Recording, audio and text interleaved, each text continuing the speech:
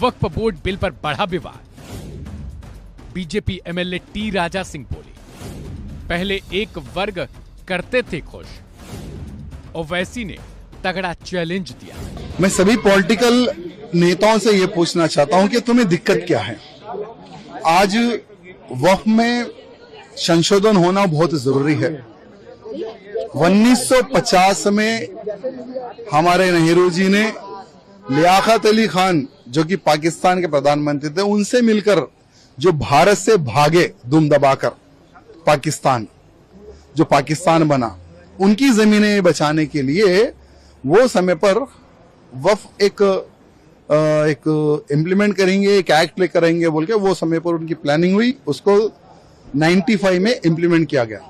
दुर्भाग्य की बात यह है कि उसको इतना खतरनाक एक्ट बनाया गया कि अगर सपोज मेरे पीछे एयरपोर्ट है, अगर ये एयरपोर्ट के ऊपर अगर कोई नोटिस लगा दे उनका कोई कर्मचारी कि वक्फ लैंड है, तो भारत देश का कोई भी कानून ये एयरपोर्ट को नहीं बचा सकता। उतना स्ट्रांगली उस एक्ट को बनाया गया। जब 1947 में भारत पाकिस्तान अलग हुए, वो समय पर वक्फ लैंड भारत में कितना था? 4 लाख एकड़।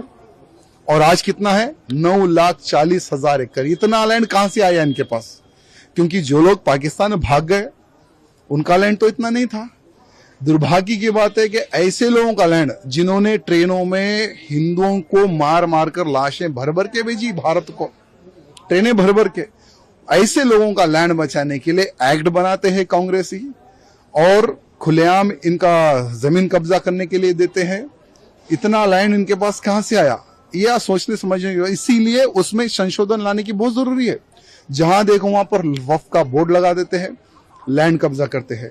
हमारे तेलंगाना में जो शमशाबाद एयरपोर्ट है ना, वो एयरपोर्ट टोटली 5,500 एकड़ में वो पूरा एयरपोर्ट है, जिसमें से 1100 एकड़ लैंड ये अपना बताते हैं। तेलंगाना में ऐसे कई बड़े बड़े 5 स्टार होटल्स है, उसको ये लोग नोटिस भेजते हैं कि ये लैंड हमारा है। यानी वक्फ के जो अधिकारी है उसका बहुत ही गलत तरीके से उपयोग इन्होंने किया है। इसलिए संशोधन के लिए प्रधानमंत्री मोदी जी को बहुत सारे मुसलमानों ने निवेदन किया, तब जाकर उसको संशोधन करने की योजना रखी। तो इन जो हमारे जितने भी जो पॉलिटिकल लोग हैं, इनको क्यों दर्द है?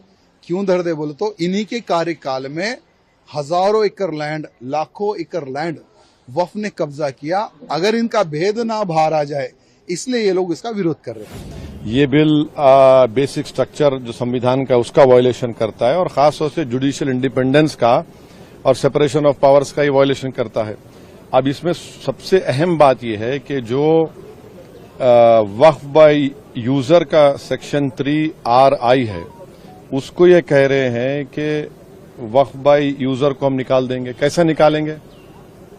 क्यों निकालेंगे? आप इसलिए निकालेंगे ताकि आप जितने मस्जिदों पर RSS का दावा है वो छीनना चाह रहे हैं आप, जितने दरगाहों पर राइट विंग हिंदुत्व ऑर्गेनाइजेशन का दावा है, जैसा अपने मुंबई में हाजी मलंग की दरगाह है, छीनना चाह रहे।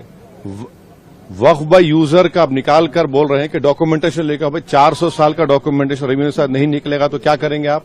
दे देंगे क्या? चेंज कर देंगे? ये एक सबसे बड़ा डेंजरस जो उसमें सेक्शन